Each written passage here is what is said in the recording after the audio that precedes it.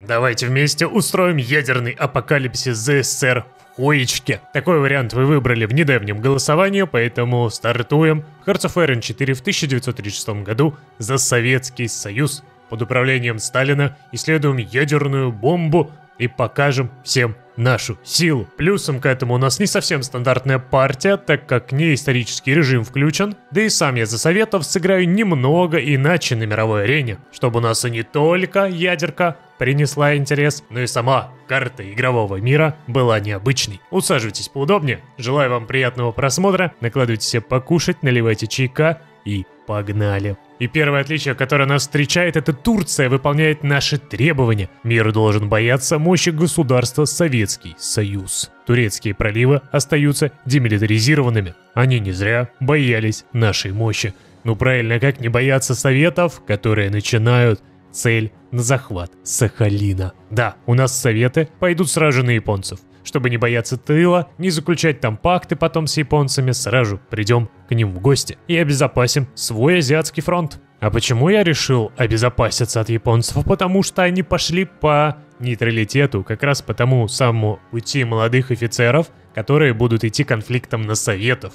Видите, это был превентивный удар. Сталин смотрел в будущее и заранее решил организовать специальную операцию против японцев. Вдобавок к этому они еще и провокацию на наших границах делают. И смотрите-ка, Буденный смог победить все поражение японцев у озера Хасан. Октябрь 36-го, время пришло, нападаем на Японию. Будь они неладны, третья пятилетка сорвана. О, как это грустно. Но на самом деле небольшая проблема, мы можем уже сейчас взять отчаянные меры и раньше времени провести реформу армии. Ну а тут да, мы потеряем, к сожалению, возможность пройтись вот по этой подветке. Но зато в обмен мы получим Японию, ее флот и безопасный тыл. Так что может быть лучше этого? А еще приятно то, что у нас сейчас 6 наших дивизий ВДВ готовы высадиться сразу же под Аомори и занять здесь порт. Смотрим.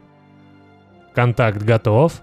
И смотри, какая красота. Мы с вами еще и Саппоро заняли. И тут в Маньчжурии пошли активно в атаку. Порт уже под нашим контролем, и здесь Жуков продолжает атаку. Давайте даже зайдем в тыл и сделаем котел. Все, мы вовсю теперь прорываемся в Токио, Йокогаму и спокойно забираем японцев. ВДВшники со старта решают все проблемы. Не зря говорят, что мужицкий дождь — это сила. Даже вот смотрите-ка события на захват Токио нашими войсками. Вперед, товарищи! Наш победный марш просто прекрасен. И позвольте вам напомнить, что сейчас проходит распродажа в Steam. Чтобы ей воспользоваться, надо удобно и быстро пополнить свой баланс, что с обычными картами сейчас затруднительно. Но у меня для вас есть решение. Это сервис Battle Pass. Данный сервис на рынке уже 2,5 года, и через него прошло более 2 миллионов пополнений. И про распродажу ранее не просто так сказал, потому что сервис предлагает вам промокод с очень хорошей скидкой в 15% в честь Нового года. Благодаря этому вы с выгодной ценой сможете пополнить свой Steam. А делается все достаточно просто. Вводите свой логин от Steam, обязательно применяете промокод и дальше оплачиваете, выбирая удобный для вас вариант оплаты. Если же вдруг у вас возникнут какие-то вопросы, то у них работает круглосуточная поддержка, которая поможет вам разобраться со всеми проблемами. И кроме пополнения Steam, вы сможете приобрести валюту для других игр, вроде Valorant, PUBG, Genshin. А особенно важно, что сейчас на сайте добавили донат Marvel Rivals с очень низкими ценами. На этом я с основной инфой вас познакомил, так что не ждите, переходите по ссылке. Они пополняют Steam быстро и без всяких проблем. Пользуйтесь. И радуйте себя новыми играми, так еще и с приятными скидками. Последние дни Японии 20%. Япония полностью под нашим контролем.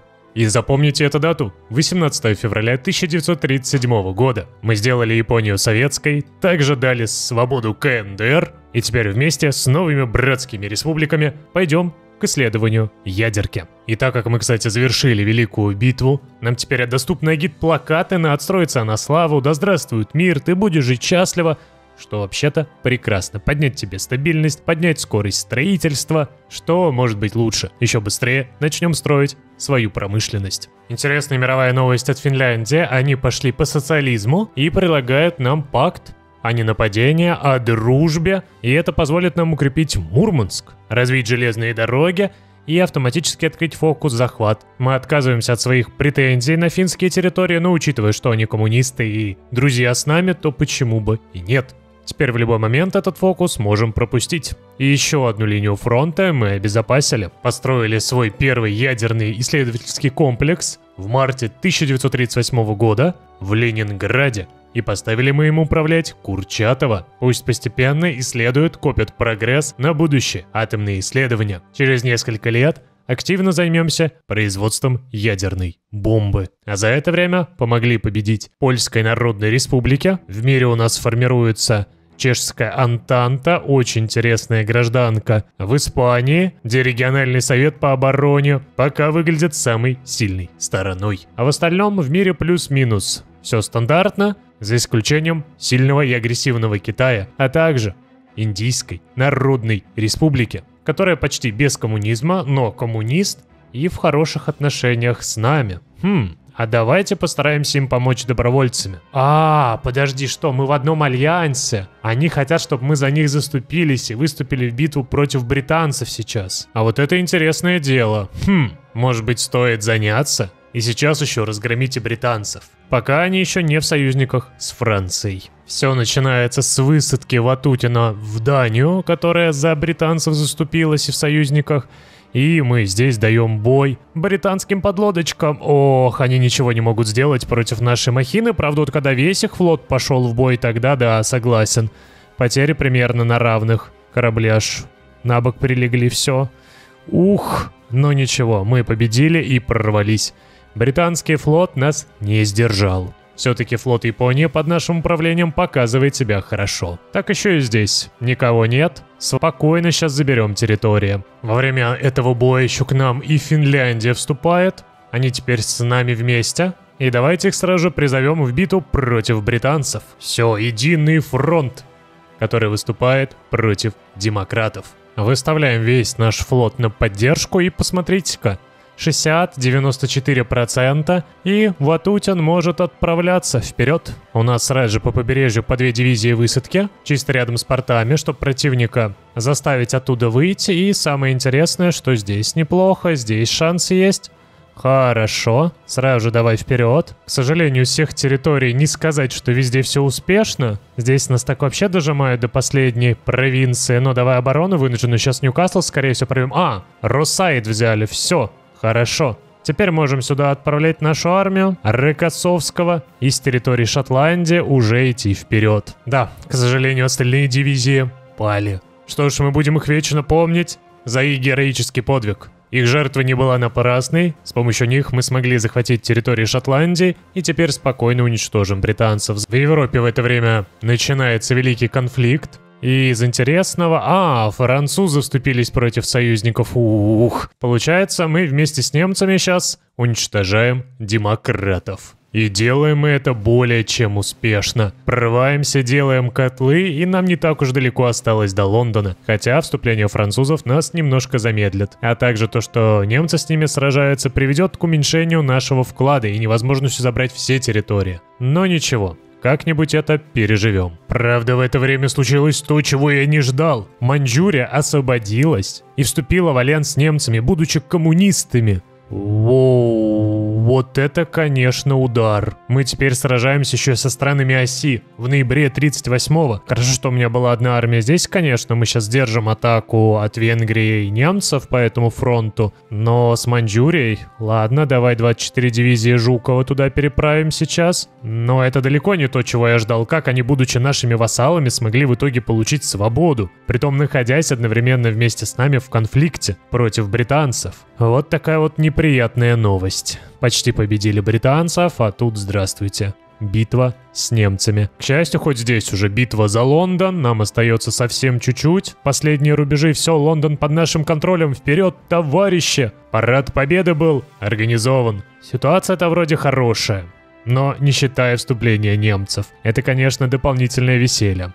с которым надо будет сейчас совладать. Но, к счастью, британцы капитулируют, и мы так-то можем высадиться во Францию, дойти до Парижа и открыть фронт с немцами через Францию. А это даже звучит как интересный план. Немцы полностью аннексировали Чехословакию и Румынию, ну и мы на фоне этого входим в румынские территории. Пока немцы не привели сюда свою армию, успеем занять рубежи и немножко даже укрепиться. Добавок к этому давайте нанимать новых солдат. 1 000 000 рекрутов, 100 000 пехотки в запасах. Проводим активную мобилизацию. Маньчжурия, к счастью, без проблем закрывается. И вот после этого, знаете, делай вассалов. Из одного какого-то мелкого вассала мы тут верглись в такую тяжелую битву. Смогли занять Шербур, а в это время к нам вступилась Югославия. Это нас немного спасет. Начинаются бои за Париж, забираем Орлеан, давайте прорываемся вовнутрь.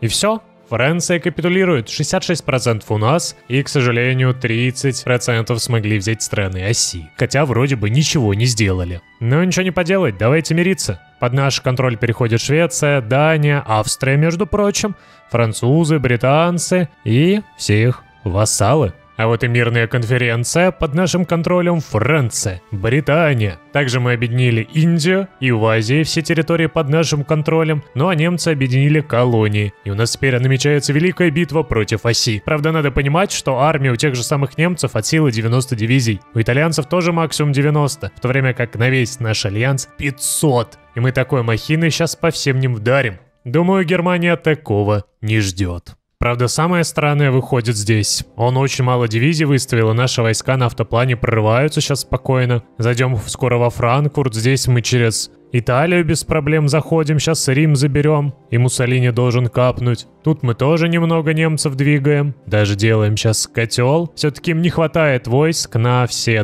границы. Все, Италия наша. Но Муссолини, кстати, пока еще живой. И мощь оси просто сламывается. Вообще без всяких проблем. Ну и вы можете за этим просто понаблюдать, как наши войска уверенно заходят вглубь немецких территорий. Просто идем, делаем котлы. Уже до Мюнхена добрались. В это время Италию уже добили до Палермо. Сейчас заставим их здесь полностью капитулировать окончательно. И вдарим еще по Балканам, соединив все наши 3 армии тем самым. Если что, всего-навсего май 1939 года подходит к концу. А мы уже подходим к Гамбургу, к Праге, к Вене и совсем недалеко до Берлина.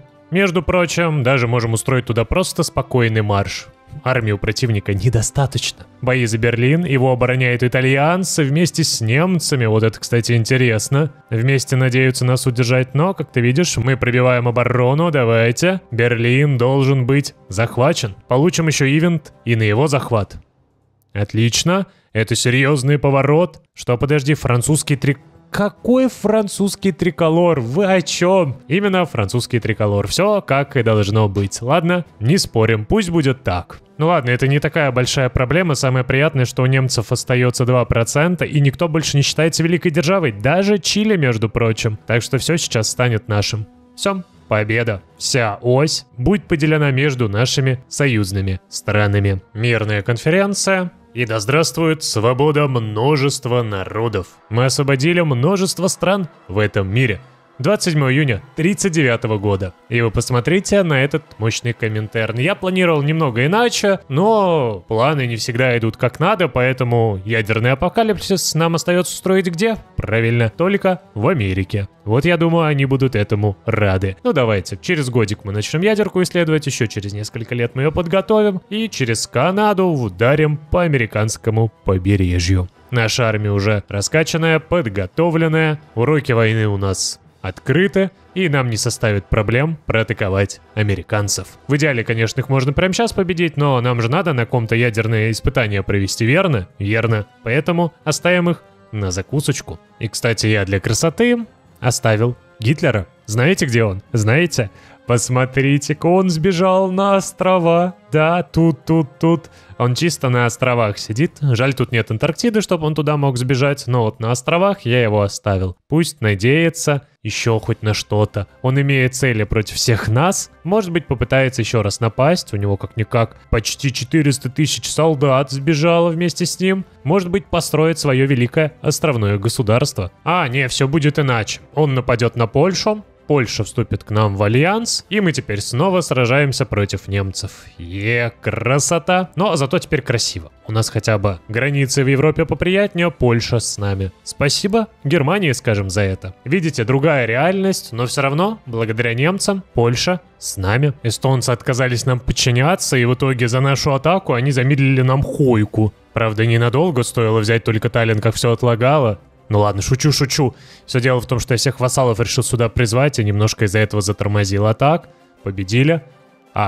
Немцы тоже с нами? Ладно, немцы тоже замирились. Недолго они свое островное государство строили, недолго. Но ничего, я их все равно оставлю там на островах. Новый, другой, вассальный, Германией. Еще одна советская оккупационная зона. Одна на островах, а другая здесь. Красиво. Чтоб просто так не сидеть, я решил надавить еще на Польшу, дать ей защиту, и она согласилась. Они отдают нам свои восточные территории, границы становятся чуть получше, хотя не совсем идеальными. И самое прикольное, что Польша получает претензии теперь на немецкие территории, но так как немцы были уже поделены раньше, то ей ничего особо не светит. А все знаете почему? А потому что она взяла и своим фокусом пригласила в альянс Литву. И теперь у нас нейтральная Литва в коммунистическом альянсе. И ультиматум я ей отправить не могу после этого. Польша нам подпортила, мы им жизнь немножко подпортим, все логично. И так-то идеально, что мы с великими странами посражались, у нас же теперь открыто фокус, нет времени на мир. Получаем прорыв ядерных исследований, так и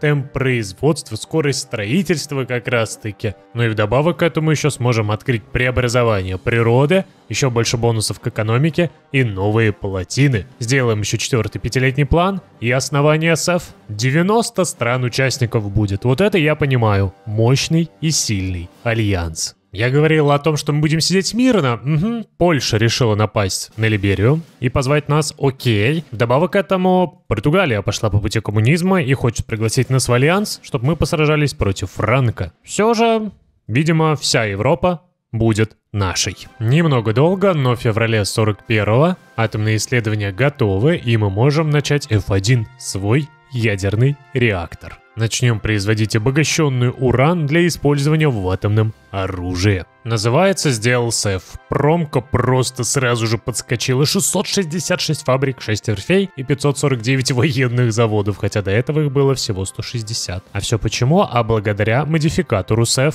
где 50% промышленности наших вассалов отдается нам. И это несмотря на уровень интеграции марионетки. То есть, будь они обычной марионеткой, которая по факту ничего не дает, будь они даже колонией, они все равно дают нам свои фабрики. Это прекрасно. Просто огромнейшая махина. На дворе апрель 41 года у нас такая огромная промка, и это мы еще не торопились. Скорее наоборот, нам нужно замедлиться и дождаться, пока все здесь пройдет успешно. И ядерку мы закончим. И вот, июль 1943 года, и мы наконец-таки с вами закончили проект ядерной бомбы. Сразу же запускаем новую термоядерную. У нас уже начинаются производиться атомные бомбы по одной в 16 дней. И за месяц мы будем производить аж 2 штуки. Ну что ж, давайте подкопим хотя бы штучек 50, чтобы устроить красоту. Насадить грибочков на американских территориях. И как же сильно изменились все-таки ядерные налеты. Это теперь у нас новая механика вот тут вот, смотрите. То есть ты сначала нажимаешь вот сюда вот, она будет доступна только при условии, когда у тебя ядерка будет открыта. Нужно иметь также стратегические бомбардировщики, и в их районе можно выбрать город. Видишь, мне сейчас нельзя, потому что моделей стратегических бомбардировщиков нет. 10 штук надо минимум. И тут так прикольно, что ты размещаешь самолеты, стандартное крыло в сотню, оно сотню сразу же занимает, и они тут используются. То есть, если я хочу еще сделать удар, мне, например, вот здесь вот можно разместить новую авиацию. Видишь, стратегический бомбардировщик раздел, выбираешь его, выбираешь бомбардировщики, и после этого данная кнопка будет доступной. Но надо учитывать регион, с которого он будет атаковать. И, например, мы его разместили тут, но хотим атаковать Питтсбург. Нажимаем, все нормально. Но для того, чтобы он отсюда атаковал, ему нужна более удобная база. Давай в Онтарио ее переведем, и у нас тут теперь показывается средний шанс на успех. Он зависит от данных, от цели, от ПВО, маневренности, опыта, обученности как раз нашего самолета. И также от прочих факторов, вроде превосходства нашей поддержки воздуха, которую мы в начале конфликта сможем реализовать. Ну и на этот проект резервируется атомная бомба, и 30 дней этот проект готовится. Можно средний риск сделать, можно вообще низкий, но это понижает шанс на успех, но, правда, и снижает риск полного провала, при котором они не только цель не поразят, но еще и понесут колоссальные потери. Но ничего, мы можем себе это позволить. Вперед, и учитывайте, что теперь ты много не сделаешь ударов за раз, потому что каждый удар требует резервов в 20 командного ресурса. Так что, как раньше, всю линию ядерками, к сожалению, красиво не прописать. А я так надеялся это сделать, но нет, теперь новая механика, надо по-новому учитывать и играть так, как позволяет игра. Выбора у нас тут, к сожалению, больше нет. Вот такая вот теперь интересная механика ударов. И нам теперь, чтобы напасть, надо конфликт оправдать. Но можно чуть попроще. Советско-японский проект против США. Если они согласятся, то мы объявим войну Соединенным Штатам Америки. И получим против них бонус в 10%. Погнали. Но на всякий случай я еще и оправдание сделаю. А то мало ли, японцы, будучи нашими вассалами, откажутся. Поэтому на всякий случай и так подготовимся. Да-да, не зря я все-таки боялся. Советская Япония отвергает наше предложение наступательного пакта. Будучи вассалом, она отказалась. Не зря я все-таки начал еще и оправдание. Через 30 дней наконец-то нападем сами. Что, простите, у меня Мурманск забрали? А с какой стати вообще? Мурманск теперь не под моим контролем. У меня даже ивента не было на это. Нормально так. Взяли, территорию потеряли. Может быть, какой-то фокус опять, который не учитывает, что игрок может отказаться и просто отдает землю. Ладно, Мурманск теперь финский. Мне остается лишь смириться и напасть на американцев. Вперед. Призываем сюда сразу же Канаду. Поддержка в регионах у нас теперь есть, и мы можем начать некоторые операции. Давайте заценим. Запустить автоматически. Хотя давайте, наверное, все. Я специально не атакую пока противника, чтобы посмотреть на ядерку. Вперед. Вот они отправляются, наши красавцы. Прям показывает, как они летят к цели и... Воу, раз, два, три. 3 из 3 у нас удачно. Атомная бомбардировка Вашингтона, случившееся глубоко потрясло нацию. Без сомнения, США надеялись оставаться первой и единственной страной, владеющей таким оружием. Эти мечты были разбиты вдребезги самым трагическим образом. Также Огайо подвергается атомной бомбардировке, и эта атомная эра началась по-настоящему. То есть первая бомбардировка была по Огайо. Все, а остальные у нас, к сожалению, не вышли. Здесь у нас полный провал, который приводит и к потере политической власти, и с самолетом. А здесь при удачном завершении мы теряем все равно половину самолетов, но при этом они получают опыт, а также на 180 дней регион получает скорость дивизии минус, ресурсов меньше, защиту хуже, восстановление фабрик, ремонт. Но нам не удалось полноценно, кстати, поразить цель, смотри-ка. А где полноценно? Вашингтон? Нет, тоже не удалось полноценно поразить. То есть это получается... Хотя нет, ограниченный успех, да. То есть можно добиться еще большего. Но тут, как всегда, рандомы и проценты, которые можно увеличить, но все равно шанс того, что неуспех будет, остается. И мы благодаря вот этому удару сделали так, что противнику теперь ротацию сложно проводить. И защита дивизии минус 25%, что очень сильно. Мы сейчас намного эффективнее начнем свою атаку. Все, без всяких проблем сейчас прорываемся. Ну и что, как вам в итоге новая ядерка? Как по мне, она, конечно, стала интереснее. Сложнее ее запускать, разрабатывать, шанс на успех свой. Но, конечно, немного не хватает того веселья, которое было раньше, когда ты мог прям реально просто везде грибочки посадить. Сейчас это рандомно, не в каждом регионе удается, сложно реализовать. Ну и давай посмотрим. Кстати, вот мы атакуем американцев. А почему им минус 25 оборона не пишется? Или оно просто само по себе снимается минус 25? Потому что просто вот здесь вот в бою нет такого модификатора. Может, он складывается с бонусами от государства? Скорее всего. Но все-таки должно, наверное, это учитываться. Уж думаю, сделали. А не то, чтобы это было пустышкой. В итоге ядерный апокалипсис мы сделали. Первая ядерная держава, которая его применила. И применили против Америки, чтобы показать свою мощь и силу. Конечно, не такие красоты, как раньше, но ядерный удар мы все равно провели. Давайте теперь для красивого финала еще одержим здесь победу. Из красивого еще, кстати, анимация региона, где мы ядерку нанесли. Тут прям фабрики горят, город тоже в анимации пожара и разрухи. То есть такие небольшие графические, видишь, моменты сделали. Принесли огонь на землю Америки. Хотя как огонь? Освобождение. Освобождение от угнетателей. Даруем сейчас свободу американскому народу. Свободу от этой бренной жизни. Ну и, кстати, зацените вот это вот. Первые буквально Неделя конфликта, 1 300 000 потерь у противника, 86 тысяч всего с нашей стороны и капитуляция почти полностью готова. Отчасти это от коллаб правительства, а также от ядерок. Хотя забрали мы совсем немножко американских территорий. Но они уже держатся из последних сил. Все, последний процент остается, и американцы сейчас скапают. Они здесь успели к себе в альянс новые страны набрать, в том числе, кстати, даже фашистские, проявили свою истинную натуру. Правда, немного странно, что там революционная Куба и объединенные коммуны Панамы. Они, видимо, решили устроить своеобразный микс. Коста-Рику надо уничтожить. Серьезно? Ох, ну ладно. Начинаем уже атаку. Сейчас прорываемся в Коста-Рику, за это время уничтожаем католическую Мексику, ну и здесь мы обойдемся уж без ядерки. Они не такие грозные противники. Хватит нашей пехоты. И это мир с американцами, которым мы показали свой ядерный апокалипсис. Койка, походу, тоже небольшой апокалипсис почувствовала, кое-как грузится. И, к сожалению, нет, не ввезли еще множество корок на другие страны у Америки, только единые США можно выделить. Никак их раздробить пока что нельзя. И вот он, победный мир. Коминтерн, тут небольшие остаточки. Это наши вассалы начали конфликт, еще как наши союзники. Они тут Персидскую империю и остатки Мексики уничтожают.